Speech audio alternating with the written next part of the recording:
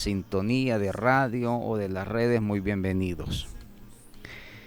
Si hay una de las realidades más tristes y por cierto bastante repetitivas, esto se puede comprobar estadísticamente,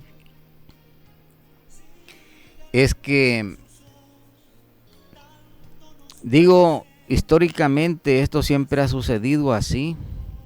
Las grandes decisiones que se tienen o se han de tomar o se han tomado a través del tiempo, casi siempre la han tomado pocas personas o pocos segmentos de la población o de la sociedad que, a decir verdad, numéricamente son representativas, pero no son la mayoría. Y aquí quiero decir algo más, y es que esta se ha convertido en una de las grandes irresponsabilidades de las personas. Dejar que otros u otro grupo de personas decidan aquellas decisiones que nos corresponden a la mayoría tomar. Es decir, por ahí en el mundo, en la sociedad, se ha acuñado un dicho popular donde se dice, en el caló popular, que las personas decentes, que las personas de bien, que las personas educadas, que las personas muy bien formadas y de grandes principios y valores familiares, históricamente no se han involucrado o no les gusta involucrarse en aquellas decisiones que tienen que ver con la población. Vamos a decir, con aquellas grandes decisiones que repercuten directamente en el bienestar o en el no bienestar de un pueblo.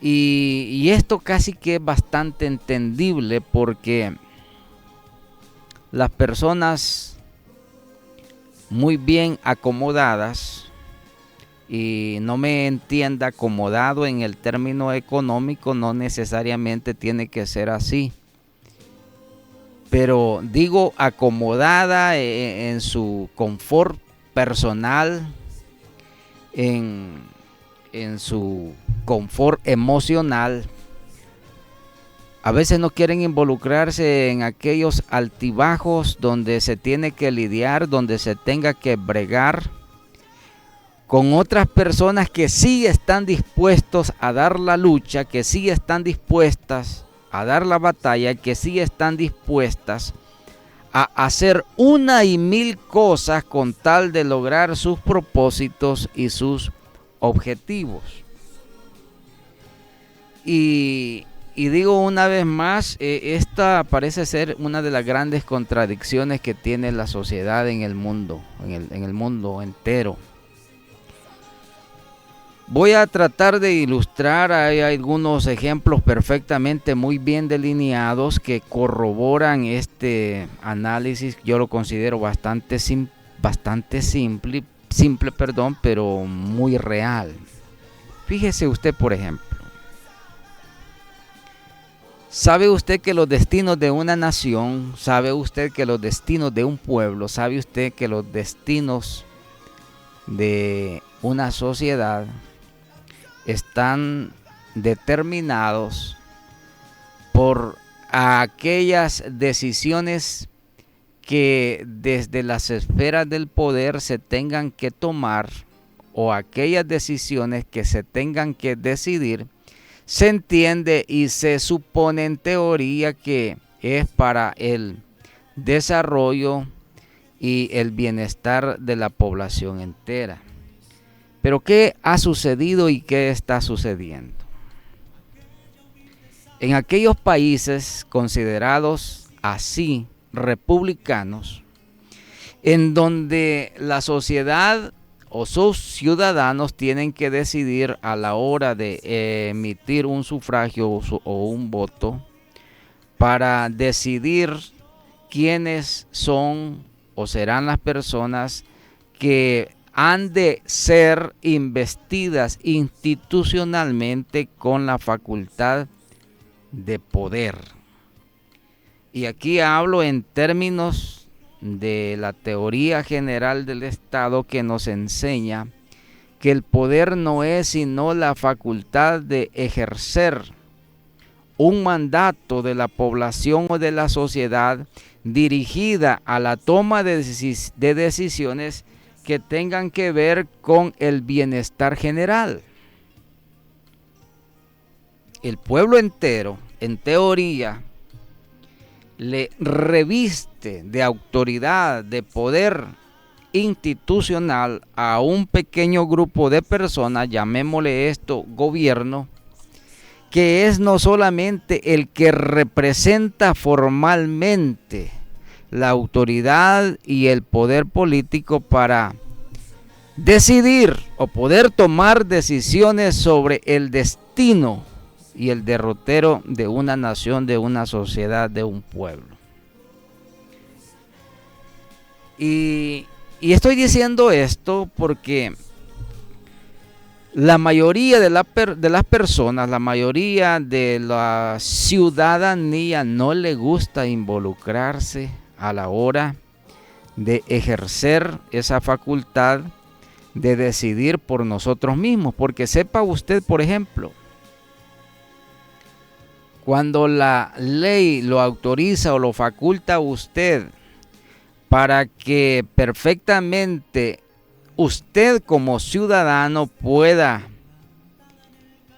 ser tomado en cuenta a la hora de tomar una decisión, o en este caso de revestir de autoridad institucional a una persona o a un grupo de personas, no siempre somos conscientes de esa facultad y de ese poder que como ciudadanos estamos revestidos por mandato legal.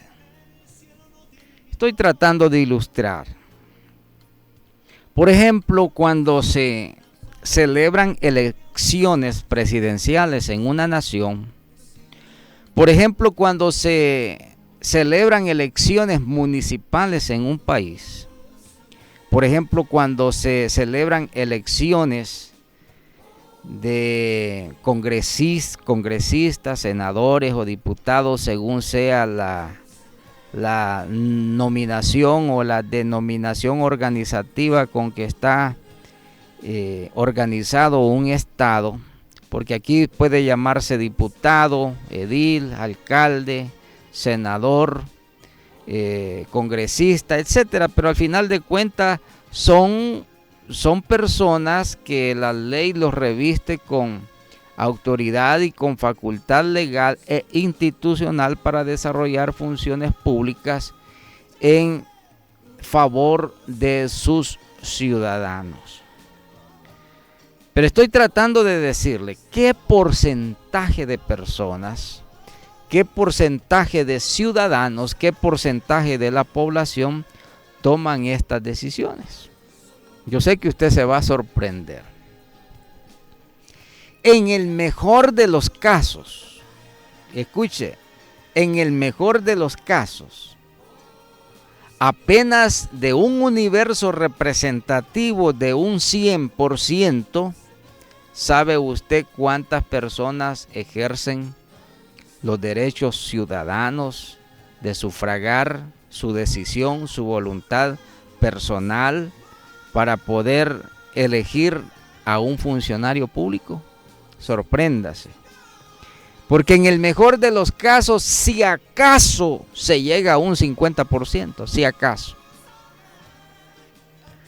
Si nosotros revisamos estadísticamente cuál es el porcentaje de los ciudadanos que determinan al final de cuentas quiénes son las personas elegibles al poder político de una nación, no llega muchas veces ni a tan siquiera un 30%.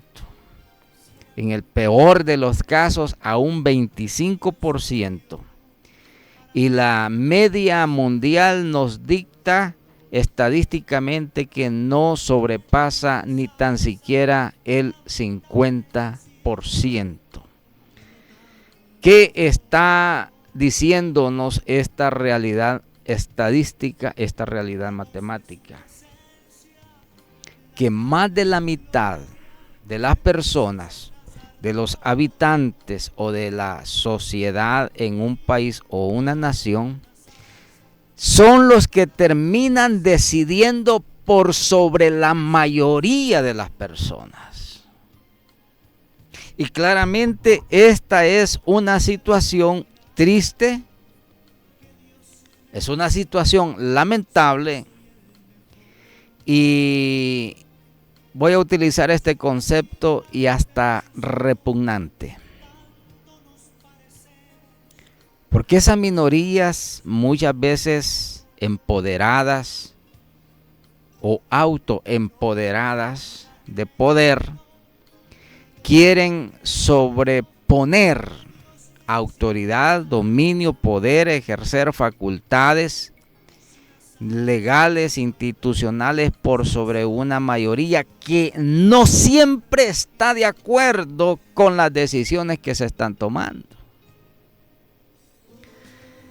Y es aquí donde hay que desentrañar esa incoherencia, esa incorrespondencia que hay entre las facultades otorgadas a los ciudadanos y el derecho que tenemos y la facultad que tenemos de ejercer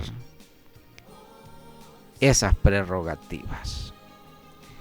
De tal suerte, mis estimados, que cuando esto se ha vuelto ya un ciclo repetitivo, diría un ciclo vicioso repetitivo, al final de cuentas, entonces usted ahora entiende por qué hay tanta insatisfacción general.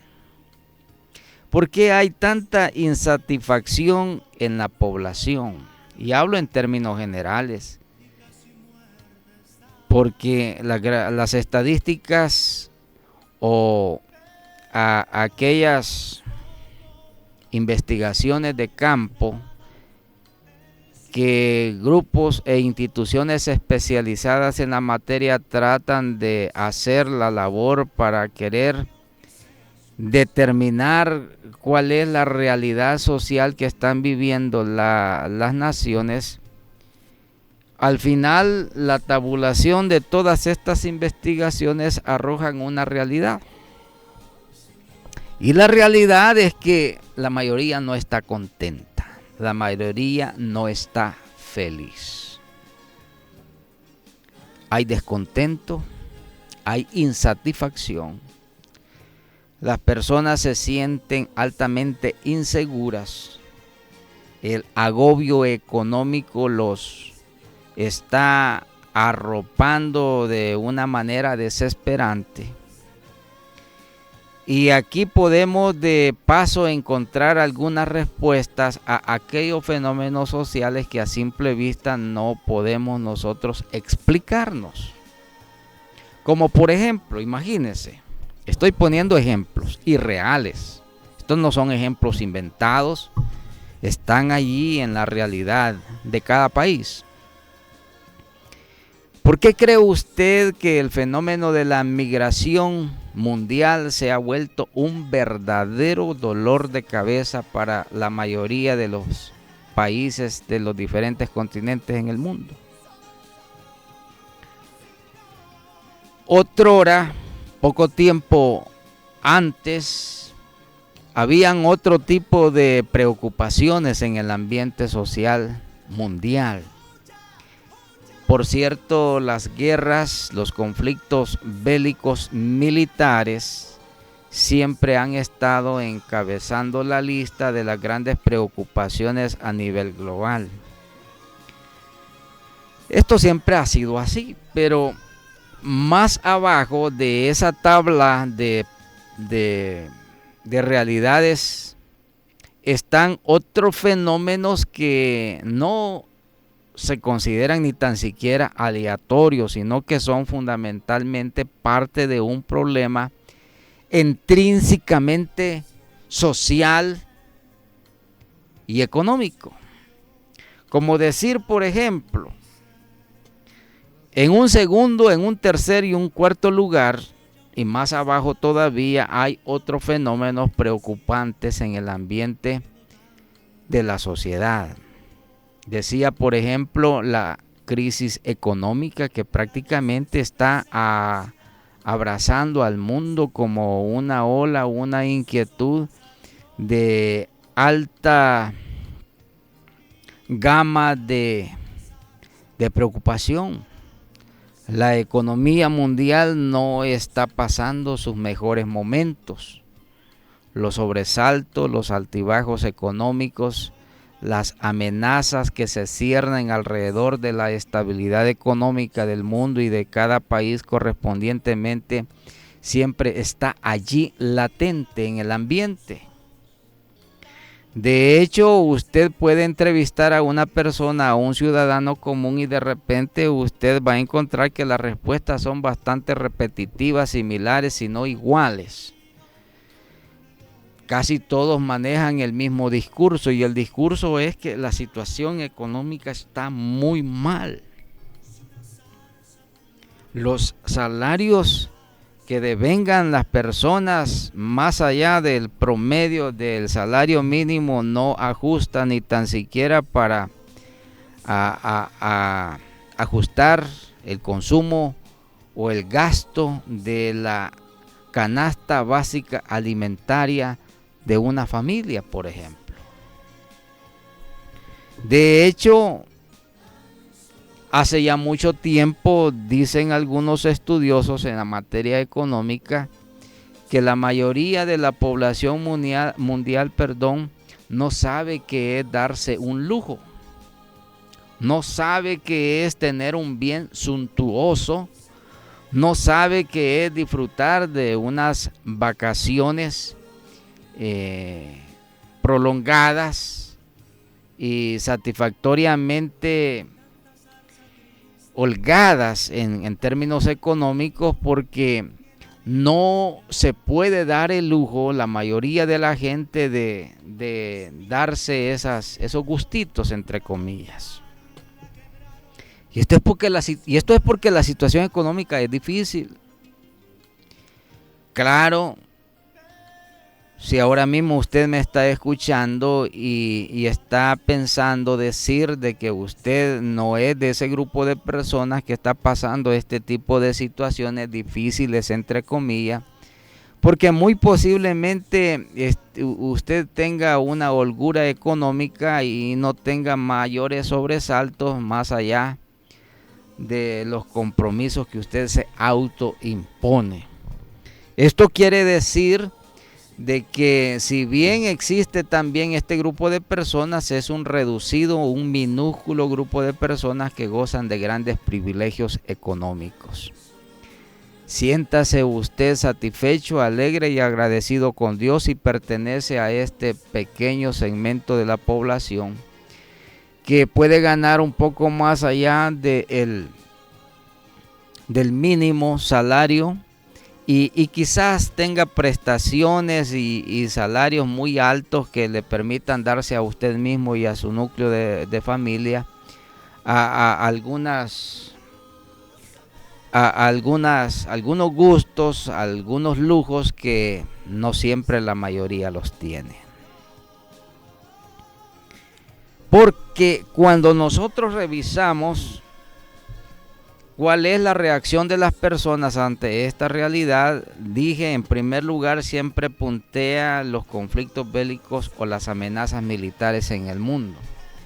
Pero en segundo lugar, y en muchas regiones del planeta, está no solamente en un segundo, sino que puja por alcanzar el primer lugar la preocupación por el aspecto económico.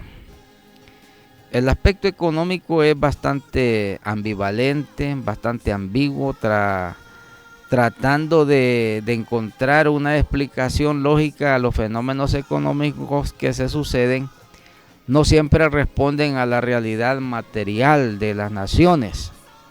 Porque aquí se juega con otro elemento bastante subjetivo que afecta la estabilidad económica de un país o de una nación, como es el tema de la especulación, el tema de la desigualdad y el tema de la injusticia. No solamente injusticia social, sino desigualdad salarial para el caso. ¿Por qué cree usted, por ejemplo, y aquí voy a poner un ejemplo más real todavía, por si no me ha entendido, tratando de encontrar el perfil de este discurso, de este análisis? Voy a poner un ejemplo más real todavía. ¿Qué sucede con los grandes salarios de los funcionarios públicos? Fíjese, no voy a hablar de otro país porque no conozco la realidad económica de otro país. Pero por lo que se conoce en el ambiente en nuestro país, habrán funcionarios que gozan de salarios exorbitantes. Tan exorbitantes que parecen salarios del primer mundo, cuando somos un país, una sociedad, y hay que reconocerlo, de condiciones económicas y materiales y de recursos naturales muy limitados, bastante pobres. Imagínese usted, por ejemplo, una persona ganando un salario arriba de los $3,000, de los $2,000, cuando el grueso de la población no pasa más allá de un salario mínimo y si acaso un poco más allá del salario mínimo. En realidad esta se convierte en una injusticia salarial. ¿Por qué estoy hablando de estos temas, mis hermanos y amigos? Porque sé que están amigos del otro lado. Porque históricamente la iglesia evangélica ha tratado de cerrar los ojos ante esta realidad del mundo. Y hay denominaciones, hay creyentes, hay iglesias, hay ministros, hay pastores que dicen estos temas están vetados de la discusión en el cristianismo evangélico. Pero es aquí donde entra una incoherencia de lo que mencionaba al principio de mi intervención. Cuando usted cierra sus ojos deliberadamente, porque aquí hay que reconocerlo, la gente muchas veces cierra sus ojos deliberadamente. No quiere ver, no quiere darse cuenta, no quiere asustarse, no quiere discutir, no quiere analizar, no quiere publicar, no quiere decir absolutamente nada. Pero el mundo se le viene encima. Y se le viene tanto encima que lo está literalmente ahogando, lo está matando. Porque equivocadamente le han dicho al pueblo cristiano que estos temas están vetados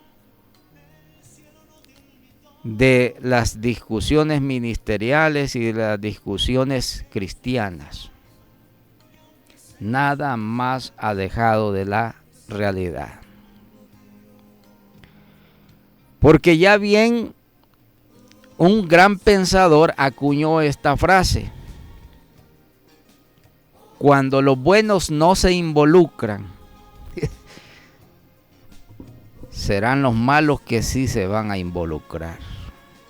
Cuando los buenos no quieren tomar la palabra, los malos van a tomar la palabra. Cuando las personas buenas, nobles, educadas, muy bien formadas, con altos valores morales, familiares y hasta religiosos, no quieren intervenir en esa realidad, otras personas que no tienen ni los principios ni los valores de ninguna clase, se autoproclaman como los redentores. Y al final del día estamos viendo las decisiones tan desastrosas que se están tomando en temas como por ejemplo de economía, en temas como por ejemplo de jurisdiccionalidad, es decir, de ley, y en temas como por ejemplo de de desarrollo social. Alrededor de este análisis, por supuesto, usted podrá estar pensando muchas cosas. Pero quiero decirle, no como una advertencia, sino como una verdad. Sé lo que estoy diciendo, en primer lugar. En segundo lugar, trato comedidamente de haber haber hecho un análisis muy concienzudo para determinar con elementos y argumentos reales cada una de las palabras que usted está escuchando. Sin ánimo de exagerar, ahora quizás usted podrá darse una explicación por qué en muchas regiones del mundo, por qué en muchos países, por qué en muchas sociedades hay tanta conflictividad social. ¿Por qué? Porque al final los mediocres, los malos, los que no les interesa el bienestar común más que el de ellos mismos y de sus reducidos grupos de poder, están a sus anchas tomando las decisiones que mejor correspondientemente les benefician a ellos. Y como digo, esto estadísticamente está comprobado. Fíjese usted, por ejemplo, estoy dándole ejemplos reales. En las elecciones municipales celebradas en nuestro país en su última edición, ¿sabe usted cuál fue el porcentaje del universo votante en nuestro país, El Salvador, para los que están fuera de las fronteras nacionales? No llegó ni acaso al 30%. Es decir, de cada 100 personas, solo 100 decidieron, por una mayoría de un 70% que no quiso o no pudo salir a votar. Y usted me pregunta, ¿y este fenómeno por qué se da? Hay una explicación, por supuesto, y no quiero entrar en detalles porque no ese es el tema que estoy tratando, pero le estoy ilustrando ejemplos reales, vividos y comprobables. No me quiero convertir, por supuesto, en un analista político, porque no lo soy. Simplemente un espectador que lee la realidad social, la realidad económica y quiero trasladársela a usted, que no siempre somos muy dados a abrir los ojos ante esta realidad que se impone al final de cuentas sobre nuestra realidad material. Mis estimados amigos, hermanos, señoras y señores, no siempre somos conscientes de lo que estamos padeciendo, no siempre estamos conscientes de lo que sucede. Y sepa usted, porque esto también es otro aspecto de la realidad, que lo más fácil es echarle la culpa a otro.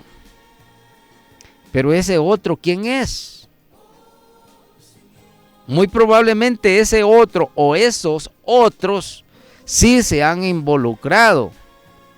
El problema es que esos que están involucrados en la toma de decisiones lo hacen de una manera equivocada y al revés. No estoy exagerando. Si no, explíqueme usted, por ejemplo, el fenómeno político, social y económico de países que están sometidos en una situación catastrófica. Ahora en día, como consecuencia directa posterior a las medidas tomadas por la Organización Mundial de la Salud a raíz de la pandemia del COVID-19, en donde se da cuenta que la receta sanitaria tratando de contener la avalancha de contagios del virus del COVID-19, al final resultó totalmente contraproducente. Es decir, un 70% de acuerdo a las investigaciones de institutos que han hecho sobre la economía mundial posterior a la pandemia del COVID-19, un 70% de las grandes empresas en el mundo resultaron afectadas. Dese cuenta que hasta el día de hoy, un 2 de noviembre del 2024, después de 3 o de 2 años de haberse levantado la emergencia sanitaria mundial por la declaratoria de pandemia mundial a raíz del COVID-19, hasta el día de hoy se siguen sufriendo los estragos y las consecuencias directas económicas, financieras y empresariales, ya no decir comerciales, por las decisiones mal tomadas por aquellos organismos encargados de proteger la salud pública mundial, que resultó totalmente contraproducente. Posiblemente usted no me cree estas palabras. Deme el beneficio de la duda e investigue por su cuenta toda esta realidad que ahí está.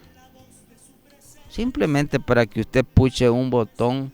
Le estoy hablando no de chambre, le estoy hablando no de análisis simplistas o sin fundamentos. No, le estoy hablando de instituciones, de ilustres, de economistas, de analistas y de toda clase de personas e instituciones serias en cada una de las materias que hemos mencionado. Pero esto estoy diciendo porque la toma de decisiones que se hicieron, como en este o en otros casos, al final de cuentas resultan afectando a la población. Imagínese usted, por ejemplo, aquellas medidas económicas que toman algunos gobiernos, que en lugar de ayudar a estabilizar o a hacer crecer la economía de un país, la echan a perder. Caso típico de Venezuela, una hiperflación más allá del 5000%, donde el dinero absolutamente no vale ya nada. Pero esta inflación está afectando la estabilidad económica en el mundo entero. Se dice, por ejemplo, que hace 100 años el valor del dólar cotejado a la realidad del año 2024 apenas no tiene un valor más allá de 10 centavos. Porque el dinero ha perdido su valor, y esto por diferentes y variadas razones que un economista perfectamente nos puede venir a explicar. Yo no soy perito en la materia, pero entiendo a simple vista de que esta realidad está afectando al mundo. De hecho, quiero decirle de que ante esta exasperación, al final de cuentas, lo que resulta es en una desesperanza. El horizonte económico mundial no atisba sino mayores problemas cada vez más agudos. De hecho, yo quiero decirle, aquí entra otro tema que tiene que ver con lo que hemos venido hablando en otras oportunidades y en nuestro otro programa que aquí mismo lo transmitimos, como por ejemplo la necesidad que ahora el mundo está clamando por lo que se ha etiquetado el nuevo reseteo económico mundial, que está a la vuelta de la esquina. Hemos venido hablando de un reseteo financiero que ya está a la vuelta de la esquina, de un reseteo poblacional, en donde se trata de digitalizar electrónicamente el control social que se quiere ejercer sobre los ciudadanos en el planeta entero. Esto tiene que ver con aspectos escatológicos también, por supuesto. Pero aquí estamos tratando de hacer un análisis un un poco desmedidos, desenmarcados, un tanto más allá de la escatología. De manera, mis estimados, que esta situación, esta realidad, difícilmente la podemos cambiar, sabe usted, por las razones que hemos mencionado, y quizás tratando de recapitular, en primer lugar hemos dicho la desidia. Casi siempre queremos que otros decidan por nosotros, cuando teniendo los derechos, las facultades y la libre facultad de expresarnos, podemos decir, denunciar, hablar, orientar, argumentar, analizar todo este tipo de situaciones. Y es más, le voy a decir, el pueblo cristiano evangélico muchas veces, como se le ha mal informado, se le ha mal formado, que este tipo de temas no se tengan que tomar desde la palestra de nuestras congregaciones y de iglesias, y por supuesto tenemos que respetar ciertos parámetros, pero hay espacios donde nosotros podemos dilucidar este tipo de temas. Este espacio, por ejemplo, Actualidad, es perfectamente prestable para hablar, argumentar este tipo de cosas. A la vuelta de la esquina tenemos grandes eventos que en lo posterior van a afectar el destino de la sociedad en el mundo entero. Para el próximo martes 5 de noviembre se da cuenta que en los Estados Unidos de América tiene lugar,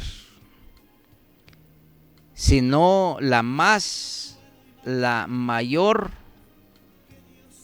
decisión ciudadana que la nación pueda tomar sobre los destinos no solo de la nación de Norteamérica, sino también del mundo entero: las elecciones presidenciales en los Estados Unidos. Me podrá decir usted también, eso no tiene nada que ver con nosotros, no incide absolutamente, estamos de este lado de sus fronteras, pero es que el mundo está actualmente conexionado de una manera sorprendente. Tanto así que la desconexión lo que significa es la debacle o la robustez que se pueda eventualmente erigir alrededor de la toma de decisiones que se están haciendo al otro lado, por ejemplo, de un continente o de otra frontera. Y fíjese si este tipo de decisiones no repercuten directamente sobre la vida incluso de la iglesia. Decía al principio, históricamente, las malas decisiones que se toman, al final de cuentas, van a repercutir indiscutiblemente sobre el bienestar de los demás. Hay marcadamente diferenciada cuáles son aquellas prioridades, aquellos principios, aquellos postulados que no solamente en los Estados Unidos, esto vale para todas las naciones en el mundo entero, porque el mundo históricamente siempre se dividió en dos grandes segmentos: el liberalismo y el conservadurismo. Y tiempo no tengo, por supuesto, lo vamos a tener en alguna otra oportunidad, pero el conservadurismo siempre ha estado representado por aquellas personas, por aquellos grupos de personas, por aquellos segmentos poblacionales y por aquellas naciones y sociedades que conservan los principios familiares, los principios cívicos, los principios cristianos y los principios de la moral. A eso se le llama conservadurismo. Son prerrogativas intrínsecamente muy bien formadas por cuestiones de herencia familiar, de herencia de fe, de herencia cívica, de herencia cultural. Del otro lado está ese gran segmento también, por supuesto, del liberalismo.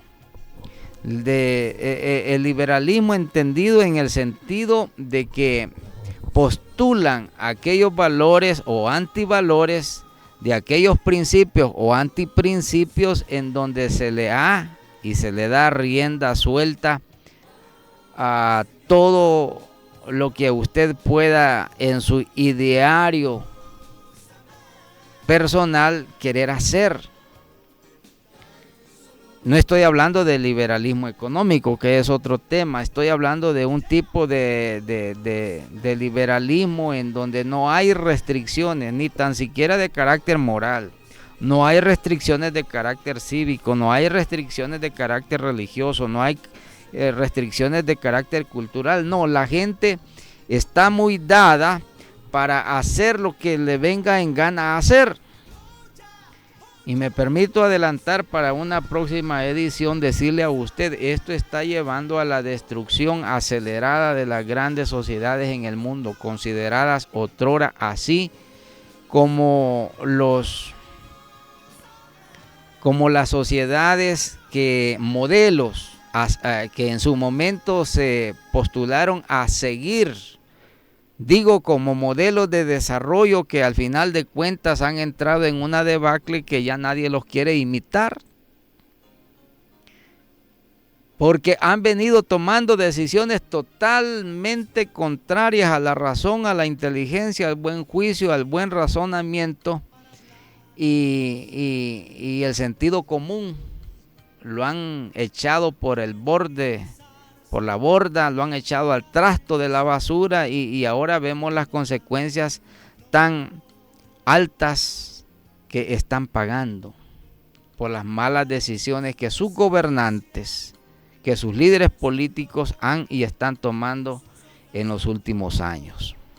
Digo una vez más, tiempo nos hace falta para poder compartir con ustedes una serie y una cantidad innumerable de ejemplos reales, vívidamente materiales y comprobables que acuñan la realidad de cada una de estas palabras que usted está escuchando en esta oportunidad.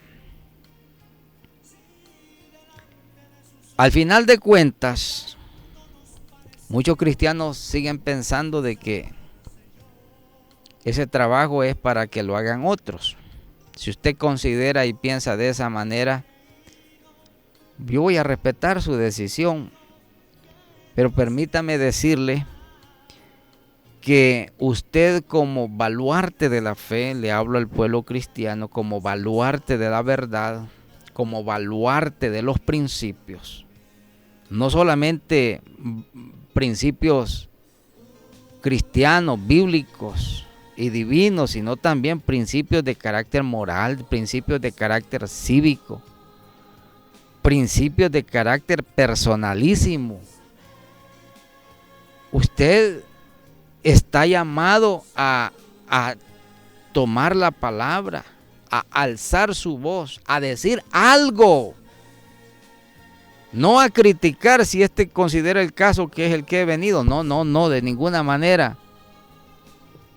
Sino a tratar de ilustrar al pueblo, a tratar de ilustrar a la iglesia, a tratar de ilustrar, y lo digo en términos de modestia, tratar de ilustrar a nuestros hermanos que usted tiene de parte de Dios una gran encomienda, que tenemos de parte de Dios una grande responsabilidad